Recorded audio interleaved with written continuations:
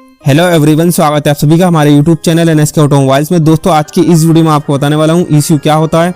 दोस्तों आप सभी के दिमाग में ये सवाल आता होगा ECU क्या है और ये कैसे काम करता है। दोस्तों गाड़ी के अंदर ECU के साथ साथ काफ़ी सारे सेंसर और एक्चुएटर्स भी लगे होते हैं। सेंसर और एक्चुएटर्स क्या होते हैं और गाड़ी के अंदर इनका क्या काम होता है, ECU सेंसर और एक्चुएटर्स एक साथ मिलकर कैसे काम करते हैं और फिर इनकी मदद से इंजन में कैसे कंबशन होता है और गाड़ी स्टार्ट हो जाती है। और दोस्तों अगर आपकी गाड़ी माइलेज नहीं दे रही है, आपकी गाड़ी में माइलेज का इशू आ रहा है, माइलेज का इशू कौन से सेंसर से आता है ये भी बताऊंगा। आपके सारे डाउट क्लियर हो जाएंगे। तो इस वीडियो को अभी लाइक कर दो, चैनल पर नए हो तो चैनल को सब्सक्राइब और बेल आइकन को प्रेस कर लेना ताकि ऐसी ही इन्फॉर्मेटिव वीडियो आपको आगे भी मिलते रहे आपके यूट्यूब पर। तो चलिए इस वीडियो को स्टार्ट करते हैं। दोस्तों सबसे पहले हम ECU के बारे में जान लेते हैं, ECU क्या होता है और ये इंजन को कैसे कंट्रोल करता है। ECU इसका पूरा नाम इंजन कंट्रोल यूनिट होता है। इसे इलेक्ट्रॉनिक कंट्रोल यूनिट भी कहते हैं। ये गाड़ी के पूरे इंजन को कंट्रोल करता है। इसे गाड़ी का मस्तिष्क भी कहा जाता है। जैसे आपके शरीर में दिमाग होता है वो आपकी पूरी बॉडी को कंट्रोल करता है, आपको कब खाना खाना है, कब पानी पीना है। उसी तरीके से गाड़ी के अंदर ECU का भी यही काम होता है। इसीलिए इसे गाड़ी का मस्तिष्क यानी ब्रेन कहा जाता है। ये गाड़ी के इंजन के अंदर होने वाली हर एक एक्टिविटी को कंट्रोल करता है, हर एक काम को कंट्रोल करता है। गाड़ी को कितना फ्यूल देना है, कितनी एयर देना है, स्पार्क प्लग पर कब स्पार्क जनरेट करना है। ECU के और भी काफ़ी सारे काम होते हैं, वो हम आगे समझेंगे। लेकिन दोस्तों इतने सारे काम ECU अकेले नहीं करता। गाड़ी के इंजन के अंदर काफ़ी सारे सेंसर और एक्चुएटर्स भी लगे होते हैं। ECU सेंसर और एक्चुएटर्स आपस में लिंक होते हैं, एक दूसरे से जुड़े होते हैं। ये तीनों एक साथ मिलकर काम करते हैं। पहले मैं आपको सेंसर के बारे में बता देता हूँ, उसके बाद मैं आपको एक्चुएटर्स के बारे में बताऊँगा, उसके बाद मैं आपको बताऊँगा ये तीनों एक साथ मिलकर कैसे काम करते हैं। दोस्तों पहले हम सेंसर के बारे में जान लेते हैं। गाड़ी के इंजन के अंदर काफ़ी सारे सेंसर लगे होते हैं। मैं आपको मेन मेजर सेंसर बता देता हूँ। इंजन टेम्परेचर सेंसर, ये गाड़ी के सिलेंडर में लगा होता है। O2 सेंसर, इसका पूरा नाम ऑक्सीजन सेंसर है, इसे लैम्डा सेंसर भी कहते हैं। ये भी बहुत इंपॉर्टेंट सेंसर है। मैप सेंसर, इसका पूरा नाम मैनीफोल्ड एब्सोल्यूट प्रेशर सेंसर है। Crank shaft position sensor, cam shaft position sensor, coolant temperature sensor. TPS sensor, इसका पूरा नाम थ्रोटल पोजीशन सेंसर है। Side stand sensor, back angle sensor. दोस्तों सबसे मेन बात अब मैं आपको बताता हूँ ये सेंसर क्या काम करते हैं। दोस्तों सेंसर का काम होता है डाटा को सेंस करना, पता करना, महसूस करना। सेंसर गाड़ी के इंजन में लगे होते हैं। सेंसर गाड़ी के इंजन के अंदर होने वाली हर एक एक्टिविटी, हर एक काम को सेंस करते हैं, पता करते हैं इंजन क्या परफॉर्म कर रहा है। ये सेंस करने के बाद फिर ये इस डाटा को ECU में भेजते हैं। दोस्तों मैं आपको एक सेंसर का एग्जाम्पल देकर बताता हूँ ये कैसे काम करता है। दोस्तों जैसे इंजन टेम्परेचर सेंसर, ये गाड़ी के ब्लॉक यानी सिलेंडर किट में लगा होता है। ये सेंसर इस चीज़ को सेंस करता है इंजन का टेम्परेचर कितना है, इंजन का तापमान कितना है। इंजन के टेम्परेचर को मापने के बाद ये इस डाटा को ECU में भेजता है। इसी तरीके से क्रैंक पोजीशन सेंसर, यही बहुत इंपॉर्टेंट सेंसर है। ये सेंसर इस चीज़ को सेंस करता है क्रैंक की क्या पोजीशन है, क्रैंक कब टॉप पर आती है और उसकी रोटेशनल स्पीड क्या है, उसके घूमने की स्पीड क्या है। दोस्तों क्रैंक में एक पिस्टन लिंक होता है, तो ये सेंसर इस चीज़ को सेंस करता है पिस्टन कब टॉप पर आती है, क्योंकि जब पिस्टन टॉप पर आती है तभी उसी समय हमें सिलेंडर के अंदर फ्यूल और एयर के मिक्सचर को इंजेक्ट करना होता है और उसी समय स्पार्क प्लग पर स्पार्क को जनरेट करना होता है। तो क्रैंक पोजीशन सेंसर इस चीज़ को सेंस करता है पिस्टन कब टॉप पर आती है। इस चीज़ को सेंस करने के बाद क्रैंक पोजीशन सेंसर इस डाटा को ECU में भेजता है। इसी तरीके से थ्रोटल पोजीशन सेंसर, ये सेंसर इस चीज़ को सेंस करता है आपने जो थ्रोटल दिया, आपने जो एक्सीलरेटर दिया, थ्रोटल देने पर बटरफ्लाई की क्या पोजीशन है। जब आप थ्रोटल देते हो तो बटरफ्लाई ऊपर उठती है और एयर अंदर इनटेक होती है। तो ये सेंसर इस चीज़ को सेंस करता है बटरफ्लाई की क्या पोजीशन है और इंजन के अंदर कितनी एयर इनटेक हो रही है। इस चीज़ को पता करने के बाद, इस चीज़ को सेंस करने के बाद ये सेंसर इस डाटा को ECU में भेजता है। इसी तरीके से मैप सेंसर, इसका पूरा नाम मैनीफोल्ड एब्सोल्यूट प्रेशर सेंसर है। ये सेंसर इस चीज़ को सेंस करता है आप जो गाड़ी का एक्सीलरेटर देते हो, एक्सीलरेटर देने पर अंदर जो एयर इनटेक होती है उसका प्रेशर कितना है, उसका दबाव कितना है, क्योंकि इसी एयर के प्रेशर के आधार पर फ्यूल इंजेक्टर से सिलेंडर के अंदर फ्यूल इंजेक्ट होता है।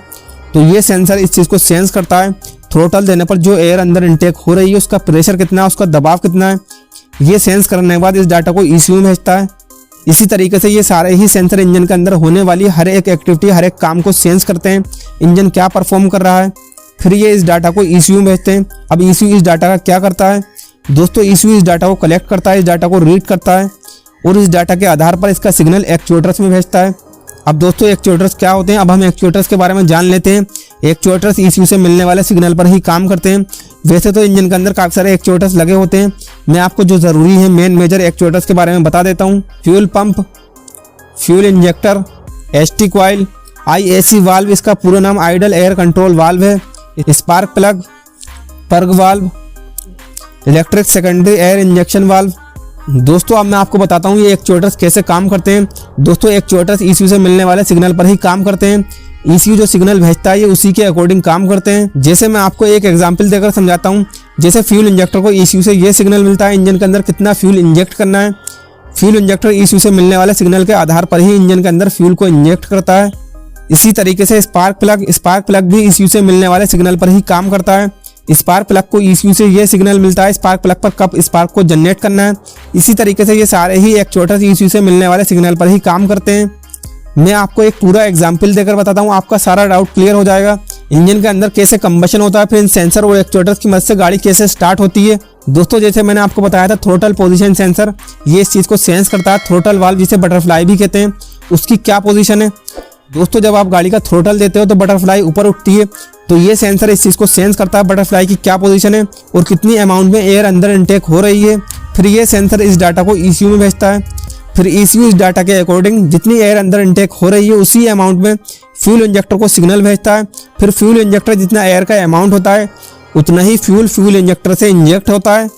फिर मैप सेंसर इस चीज़ को सेंस करता है थ्रोटल देने पर जो एयर अंदर इनटेक हो रही है उसका प्रेशर कितना है, उसका दबाव कितना है। जब आप गाड़ी का थ्रोटल देते हो तो बटरफ्लाई ऊपर उठती है और अंदर एयर इनटेक होती है, तो ये मैप सेंसर इस चीज़ को सेंस करता है थ्रोटल देने पर जो एयर अंदर इनटेक हो रही है उसका प्रेशर कितना है, उसका दबाव कितना है। ये सेंस करने के बाद इस डाटा को भेजता है ECU में। फिर ECU इस डाटा के अकॉर्डिंग जितना एयर का प्रेशर और दबाव होता है इसके अकॉर्डिंग इसका सिग्नल भेजता है फ्यूल इंजेक्टर को। फ्यूल इंजेक्टर इसी एयर के प्रेशर और दबाव के हिसाब से फ्यूल इंजेक्टर से फ्यूल इंजेक्ट होता है। फिर एक एयर और फ्यूल के रेशियो का मिक्सचर तैयार हो जाता है। फिर क्रैंक पोजीशन सेंसर, ये सेंसर टाइमिंग के लिए होता है। जैसे ही पिस्टन टॉप पर आती है तो ये सेंसर ECU को बताता है पिस्टन टॉप पर आ गई। फिर ECU फ्यूल इंजेक्टर से फ्यूल को इंजेक्ट करने के लिए सिग्नल देता है। उसी समय फ्यूल इंजेक्टर से फ्यूल इंजेक्ट होता है और एक एयर और फ्यूल का मिक्सचर सिलेंडर के अंदर एंटर होता है और स्पार्क प्लग पर स्पार्क जनरेट होता है। स्पार्क होते ही सिलेंडर के अंदर कंबशन होता है और गाड़ी स्टार्ट हो जाती है। तो दोस्तों क्रैंक पोजीशन सेंसर टाइमिंग के लिए होता है, कब फ्यूल इंजेक्टर से फ्यूल को इंजेक्ट करना है और कब स्पार्क प्लग पर स्पार्क को जनरेट करना है। दोस्तों स्पार्क प्लग पर स्पार्क की इंटेंसिटी तो सेम ही रहती है, लेकिन स्पार्क को टाइमिंग जो मिलती है वो क्रैंक पोजीशन सेंसर से मिलती है। ये सिग्नल भी ECU से ही आता है। इसी तरीके से सही समय पर एयर और फ्यूल का मिक्सचर सिलेंडर के अंदर एंटर होता है। स्पार्क प्लग पर स्पार्क जनरेट होता है। स्पार्क के जनरेट होते ही सिलेंडर के अंदर कंबशन होता है और गाड़ी स्टार्ट हो जाती है। उम्मीद करता हूँ यहाँ तक आपकी सब कुछ समझ में आ गया होगा, तो इस वीडियो को अभी लाइक कर दो। दोस्तों अब मैं आपको लास्ट में एक मेन और इम्पोर्टेंट सेंसर के बारे में बता देता हूँ। अगर आपकी गाड़ी माइलेज नहीं दे रही है, आपकी गाड़ी में माइलेज का इशू आता है, तो माइलेज का इशू इसी सेंसर से आता है। ये जानना आपके लिए बहुत ज़रूरी है। वो है O2 सेंसर, इसे ऑक्सीजन सेंसर और लैम्बडा सेंसर भी कहते हैं। ये गाड़ी के एग्जॉस्ट में लगा होता है। ये सेंसर इस चीज़ को सेंस करता है गाड़ी स्टार्ट होने के बाद सिलेंडर के अंदर जो फ्यूल और ऑक्सीजन जल गया है उसकी एयर एग्जॉस्ट से होकर बाहर निकलती है। तो ये सेंसर इस चीज़ को सेंस करता है जो एयर एग्जॉस्ट से होकर बाहर निकल रही है उसमें कितना फ्यूल बचा है और कितनी ऑक्सीजन बची है, पूरा फ्यूल और ऑक्सीजन जला है या नहीं। फिर O2 सेंसर इस डाटा को सेंस करके ECU में भेजता है। फिर ECU इस डाटा को कलेक्ट करता है, इस डाटा को रीड करता है। अगर एयर और फ्यूल का मिक्सचर ज़्यादा है तो वो इसे सही रेशियो में सेट करता है। अगर फ्यूल की मात्रा ज़्यादा है तो वो इसे कम कर देता है। अगर एयर की मात्रा कम है तो वो इसे बढ़ा देता है। दोस्तों ECU O2 सेंसर से मिलने वाले डाटा के अकॉर्डिंग एयर और फ्यूल के मिक्सचर का जो सही रेशियो होता है उसे सेट करता है। दोस्तों अगर आपकी गाड़ी माइलेज सही नहीं दे रही है, आपकी गाड़ी माइलेज का इशू आ रहा है, तो आप इस सेंसर को चेकआउट जरूर कर लेना है। माइलेज का इशू इसी सेंसर से आता है। दोस्तों अगर आपको किसी भी सेंसर और एक्चुएटर्स के बारे में डिटेल्स में जानना है या आपको किसी और टॉपिक पर वीडियो चाहिए तो मुझे कमेंट बॉक्स में जरूर लिखिए। और दोस्तों अगर ये वीडियो आपके लिए हेल्पफुल रहा हो तो इस वीडियो को लाइक जरूर कर देना। मैं आपके लिए आगे भी ऐसे ही इन्फॉर्मेटिव वीडियो लाता रहूंगा। और अगर आपका कोई डाउट हो, कोई सवाल हो तो मुझे कमेंट बॉक्स में जरूर लिखिए। चैनल पर नए हो तो चैनल को सब्सक्राइब और बेल आइकन को प्रेस कर लेना ताकि ऐसे ही इन्फॉर्मेटिव वीडियो आपको आगे भी मिलते रहे आपके YouTube पर। गुड।